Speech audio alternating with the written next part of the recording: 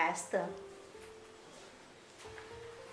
आपल्या उपळी गावासारखं एक छोटंसं गाव असतं आणि आपल्या गावाच्या कडेला कसं नदी आहे, झाडं आहेत आणि मग तिथं तुम्ही मोर बघता, काही वेळेस ससे बघता ना. तसंच त्या गावच्या शेजारी एक नदी असते आणि नदीच्या शेजारी दाट झाडी असतात आणि तिथं खूप प्राणी राहत असतात.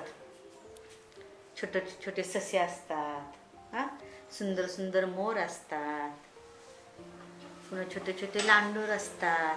तिथं ससा असतो आणि त्या सशाला का नाही चित्र काढायला आवडायचं.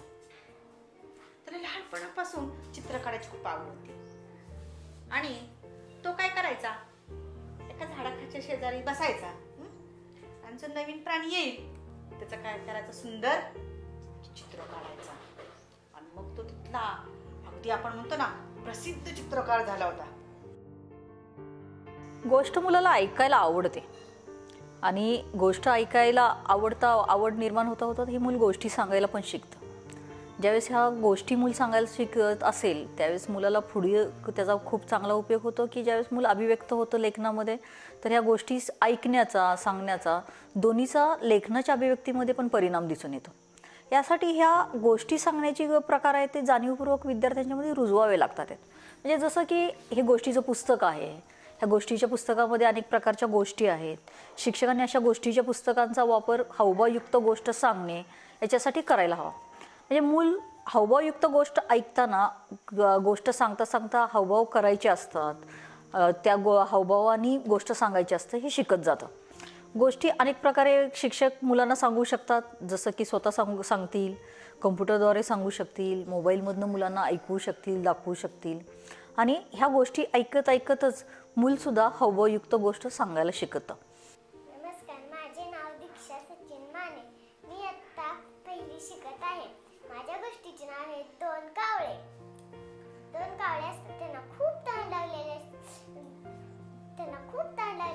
ती उडत उडत जातात. त्यांना एक मडकं दिसतं. ती बघतात तर पाणीच खोल. ती विचार करते ती काय करायचं म्हणून ती परत उडत एका झाडावर बसते. पण तिथं पण विचार करते काय करतं. मग एक मुलगा नारळातलं पाणी पित असतो.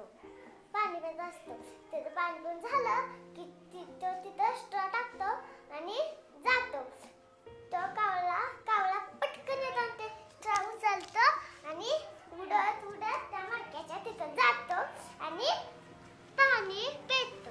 पोटभर पाणी पितो. गोष्ट सांगताना काही गोष्टी शिक्षकांनी आवर्जून पाळाव्या लागतात. म्हणजे पूर्वी सगळ्या आपण सांगितलेली गोष्ट प्रत्येक मुलाने ऐकलीच पाहिजे ह्याचा जो आपण अट्ठास करत होतो तो इथं नाही करायचा अट्ठास. कारण मुलाला आनंदाने गोष्ट ऐकणं ही गोष्ट महत्त्वाची आहे, मुलाच्या मर्जीनं गोष्ट ऐकणं महत्त्वाचे आहे. म्हणून मुलांनी गोष्ट ऐकलीच पाहिजे यासाठी नाही गोष्ट सांगायची.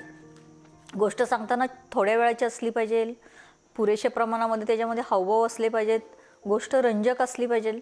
अशा पद्धतीने जर सांगितली गेली तर सगळी मुलं गोष्ट ऐकण्याचा प्रयत्न करतात. एखादं मूल नाही ऐकत असेल ना तर नाही ऐकलं तरी चालेल, कदाचित ती गोष्ट पुढे हळूहळू मुलाला इतर मुलं सांगताना ऐकायची आणि सांगायची मुलाला सवय लागते. ह्या गोष्टीच्या रंजक गोष्टी ऐकण्यातून, हावभावी गोष्टी ऐकण्यातून मूल पुढे लेखनामध्ये त्याचा वापर करतं, सांस्कृतिक कार्यक्रमामध्ये वापर करू शकतं, बालसभेमध्ये वापर करू शकतं आणि त्याच्या भाषणामध्ये सुद्धा वापर करताना दिसू शकतं.